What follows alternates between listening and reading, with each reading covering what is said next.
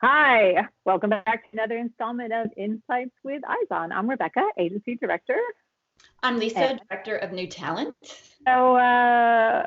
we published our first one last week, and basically we're just doing our social distancing, but we thought we would use this opportunity to stay in touch with everybody and answer some questions, either that you can DM us on Instagram or send us a message on Facebook, or we're answering questions that we get quite often. So let's move right into a question. This one's for Lisa.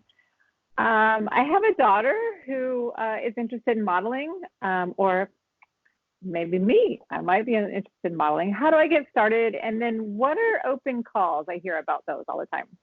Okay. There are two ways to get started with our agency. We do have an open call, which is it's a day that we select, and it's always different. We always actually post it, so you'll know ahead of time. But it's 1 hour where people can actually just walk into the office, and we just have a brief, chit chat just to find out a little bit about you. It's not an interview or anything, because there's usually people waiting, so we can't be too long on each person. But then I'll take you in and do a couple digitals, and then after you leave, we actually go through all of our online submissions, which is the other way that you can submit. And you would just go to our website, izonmodels.com, and there's a submission page, and you'll just fill out the stat sheet. A model should always know their height, their measurements, their clothing size, their shoe size, because it does ask you all that. And then you would just upload a couple snapshots, just plain old snapshots from your phone, just something so we can see what you look like. So we combine those with our open call submissions, and then we go through and see who we think would benefit our agency, that we would be able to market.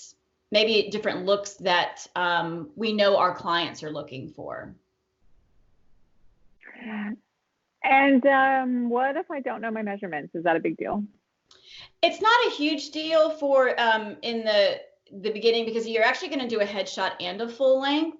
But once you come in, if we think that we can market you, when we have you come in for an interview, then we will go ahead and take your measurements at that time if we need to.